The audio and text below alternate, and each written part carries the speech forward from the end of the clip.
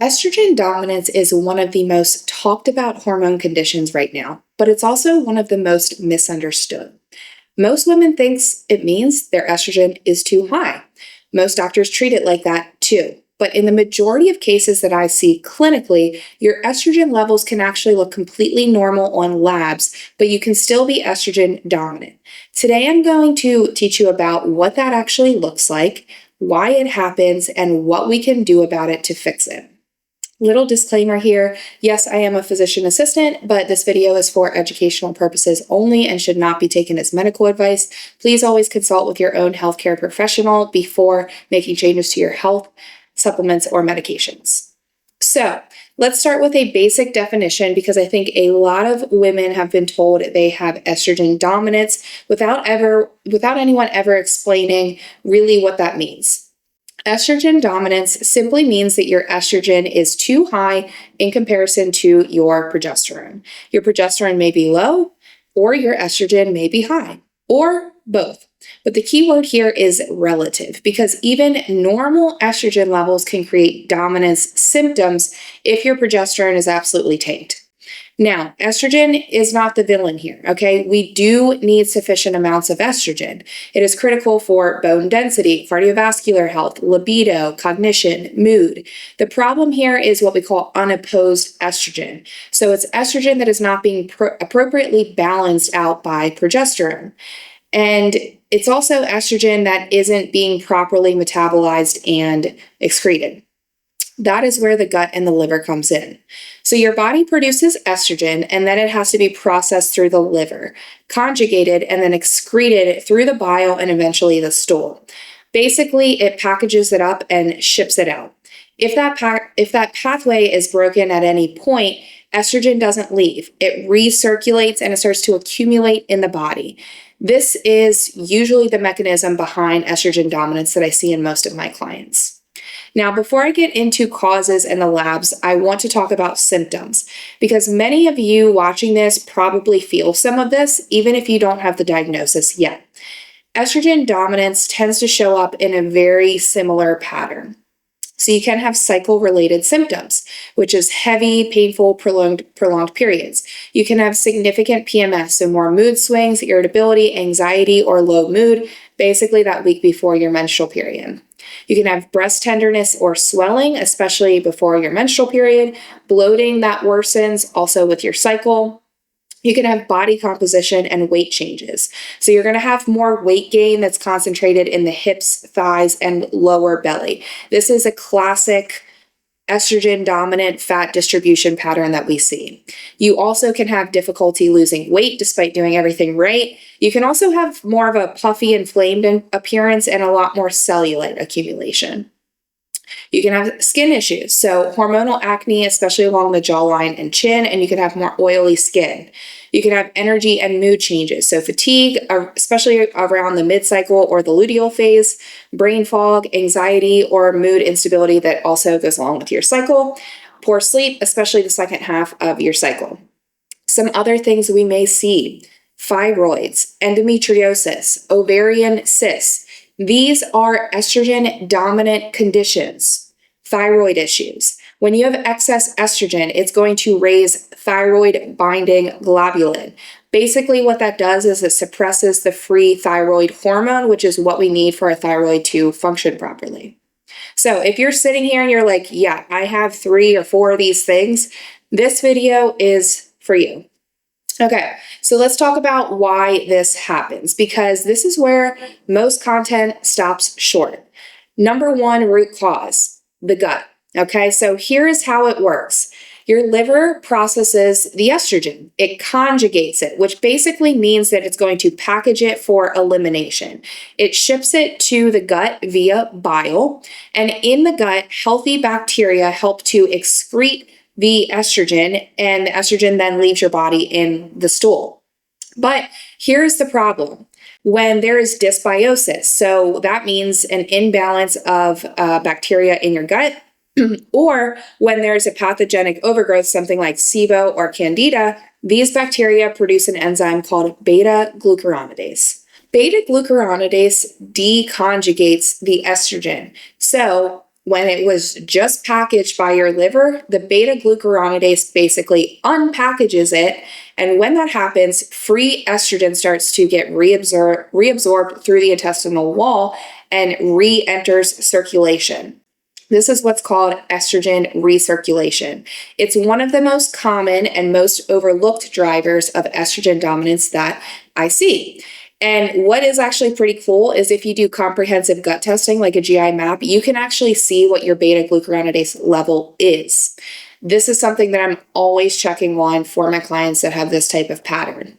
So signs that your gut may be driving your estrogen dominance: bloating, constipation, irregular bowel movements, history of antibiotic use, history of birth control use, because yes, this does negatively impact your gut, digestive symptoms that worsen premenstrual.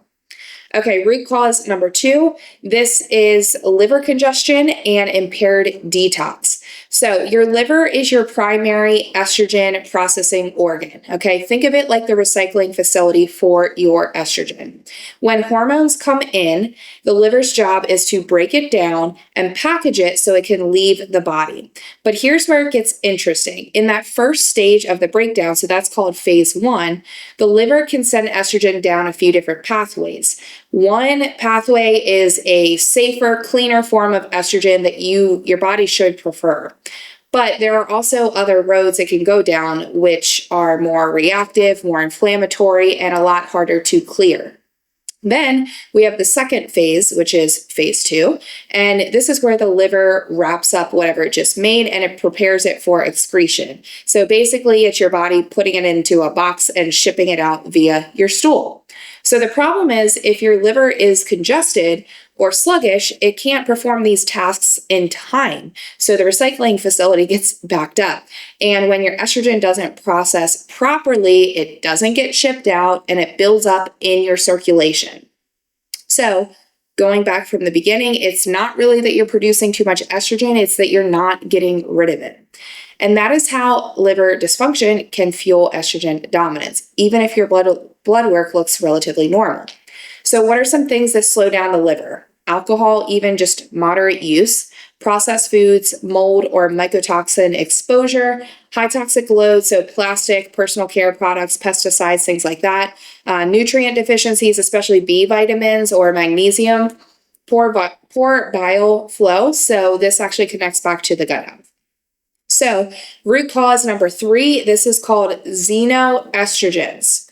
And this part is not really just about your internal production. This is more so about what you're taking in from your environment. So xenoestrogens are synthetic compounds that mimic estrogen in the body. They tend to bind to receptors, and then they are going to amplify the overload that your liver and your gut already has.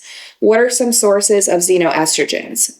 Plastics, conventional produce treated with pesticides, synthetic fragrance, conventional meat and dairy with added hormones, personal care and cleaning products. And the thing is, I'm not here to fearmonger about this. I know there's a lot online, about using cleaner products, et cetera, et cetera. It's relevant context though, because if your liver and your gut is already overloaded, this is actually important to look at. So what am I going to do in this situation? Focus first on the big drivers. So what does your gut and your liver health look like? And then move to evaluating your products if you're still having issues. Okay, so let's talk about how to actually evaluate this, because this is one of the biggest frustrations I hear from women, that they feel every symptom of estrogen dominance, but their doctor tells them their labs are normal. Okay, so here's why that happens. Most conventional doctors are running labs at the wrong time, and they're also not looking at the correct ratios. So let's break it down a little bit. If you have a regular cycle, the best time to test your hormones is day 21 of your cycle, which should correlate with about 7 days before your menstrual period starts. This is what's called your luteal phase. This is when progesterone should be at its peak. If you test at day 3 or just a random day in your cycle, you're going to miss the window when you should see that estrogen to progesterone ratio. And during the follicular phase, so, first 14 days of your cycle, you're actually supposed to be estrogen dominant.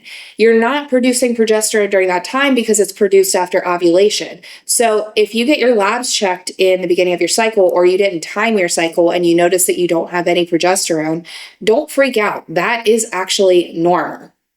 If you have an irregular cycle, you can still approximate. So the goal is to test roughly 7 days before the anticipated menstruation. And then if that ends up not being accurate, just tell the practitioner that you work with approximately when you did get your cycle in relation to the blood draw. So what are we going to look at? On a serum blood draw on day 21, we're going to look at estradiol, which is E2, and progesterone. And then we're going to calculate the ratio. So the formula is simple. It's just progesterone divided by estradiol. That's the progesterone to estrogen ratio. So you're going to take your progesterone value, which usually these two things are not in the same unit. So you need to convert the progesterone over to the same units as the estradiol, and then you divide it by the estradiol value. So the generally accepted optimal ratio with the serum values is 100 to 1 or higher. The progesterone should be at least 100 times higher than the estradiol in the luteal phase. So here's an example. You have blood work showing progesterone at 12 nanograms per milliliter. You have estradiol at 150 picograms per milliliter. So we need to convert that. So we'd convert the 12 nanograms per milliliter to picograms per milliliter by multiplying it by 1,000. So then we have 12,000 picograms per milliliter divided by 150 picograms per milliliter, and that equals 80. So since this is below 100, this is what we consider estrogen dominance. If it was over 100, that would be considered more optimal. A ratio below 100 to 1 should suggest relative estrogen dominance. Now, I'm going to be completely honest with you. This ratio is a clinical guide, but it's not an absolute cutoff because the context here matters. If you have certain symptoms, that matters. If you're on birth control, that matters. So if you're trying to evaluate this yourself, working with someone who understands functional lab interpretation is going to be a much more complete picture than running the numbers alone. For example, if you tried to check the labs right before your menstrual period, your hormones may be off a bit compared to 7 days prior. All right, so when you're checking your serum hormone levels, so your serum estradiol and progesterone, it's going to give you a snapshot. But here's what it won't tell you. It won't tell you how your estrogen is being metabolized. So which pathway, is it the good pathway or is it the detrimental pathway that it's going down? It won't tell you how much beta glucuronidase is in the gut. It won't tell you whether you're producing productive versus problematic estrogen metabolites. So for that level of insight, you would need what's called a Dutch test, which is basically the gold standard test we use for hormone evaluation. A GI map, which is a gut stool study, is going to assess the beta glucuronidase activity directly. So that's the kind of functional testing we use in our coaching programs. It's what allows us to actually get to the bottom of these estrogen dominance symptoms. All right, so what can we actually do about this? I'm going to give you the foundational pillars. These are very actionable, but I also want to be clear. If your symptoms are significant, if you've had labs done and you know the ratio is off, or you've been dealing with this for years, you need a personalized protocol, not just a checklist like this. That's what we do inside of our coaching programs. With that being said, here's where you can start.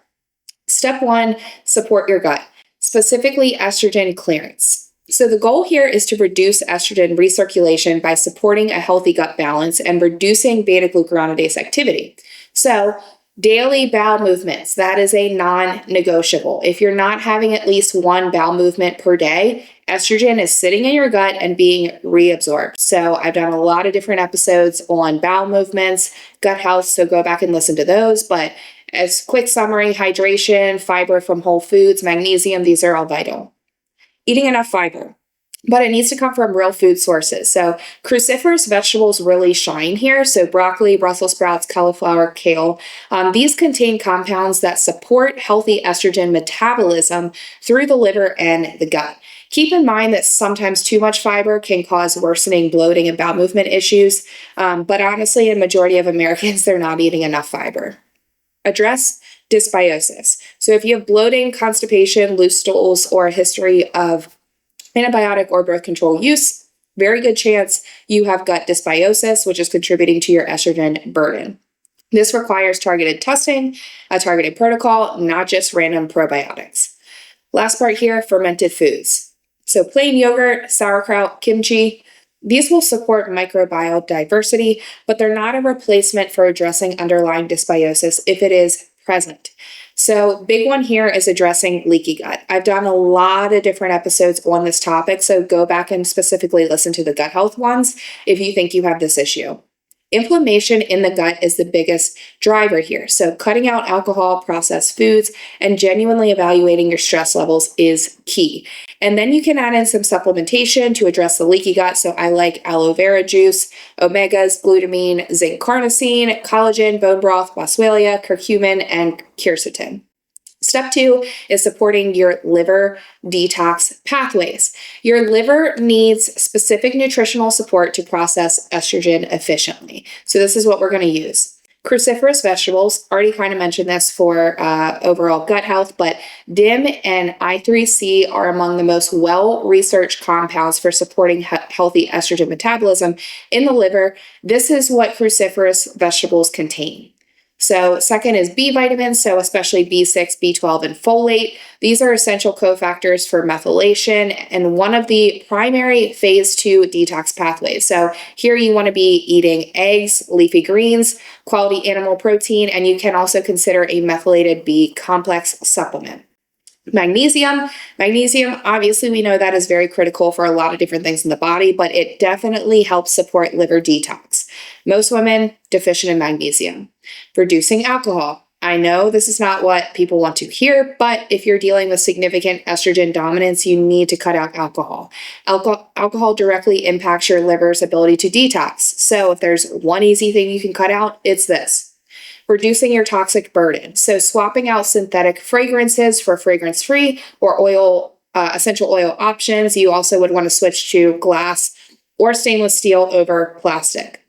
Supporting bile flow. So bile is what packages the estrogen and ships it to the gut in order for it to get excreted. So you can add in things, bitter foods, so things like arugula, dandelion, greens, apple cider vinegar. This will stimulate bile production. Adequate dietary fat, also very much needed for bile production. All right, step 3. You are going to support your progesterone naturally.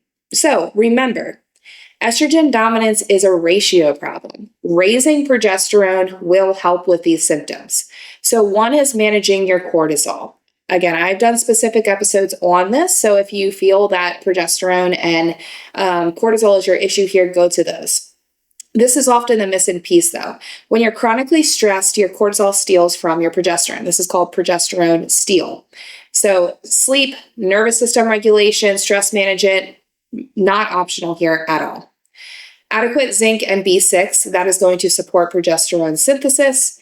And then you want to avoid over-exercising. So chronic cardio or under-eating creates a cortisol burden that suppresses progesterone. Strength training, eating enough, and prioritizing recovery are the performance-aligned approach to hormone health.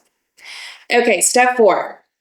So using actual targeted compounds to actually clear the estrogen. Let's say you've tried all of these previous things. You're already going to the bathroom regularly, you eat healthy, you don't drink alcohol, and you know your liver's working decently well. Beyond this, there are a few specific compounds that we can use to support estrogen detox. These are worth knowing about. Number 1 is DIM. You may have heard of this before. It's a compound that's derived from cruciferous vegetables, but it's in a concentrated supplement form. So it's going to work directly on phase 1 liver pathway. It helps push estrogen towards the safer, cleaner route rather than the problematic ones. So if your estrogen metabolism is going down the wrong pathway, DIM is one of the most valuable, well-researched supplements that we can implement here. Calcium D-glucarate, this works in a different part of the process. So remember that enzyme beta-glucuronidase we talked about? This is the one that's produced by the gut bacteria, the one that unwraps the estrogen that your liver just packaged. Calcium D-glucarate inhibits the enzyme. Okay, so it basically keeps the box that the estrogen was packaged in sealed. Okay, so this is very, very important if you have a high level of beta glucuronidase. Sulforaphane. This is another cruciferous compound. So it supports phase 2 liver detox and has antioxidant properties that help protect against the more damaging estrogen metabolites. Keep in mind, if you do something like a Dutch test, you can see if you're having issues more with phase 1 or with phase 2. This is very important. Now, all these tools, they aren't magic bullets, and the dose and the combination that's right for you depends on what your labs actually show. Someone whose primary issue is gut recirculation needs a different approach than someone that's having liver detox issues. And these are the most targeted, evidence-based protocols that we can use, but a lot else goes into it. Step 5 is testing, don't guess. If you've been trying to manage this on your own and you're still struggling, it's because you don't have the full picture yet.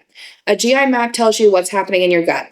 A Dutch test tells you how your hormones are actually being metabolized. Serum labs tell you the one-time snapshot of that. So together, all 3 of these things I use to create a protocol that's very specific to you. It's not a one-size-fits-all supplement list. Estrogen dominance, one of the most common hormonal patterns I see in women that I work with, and it's also one of the most fixable when you address it at the root.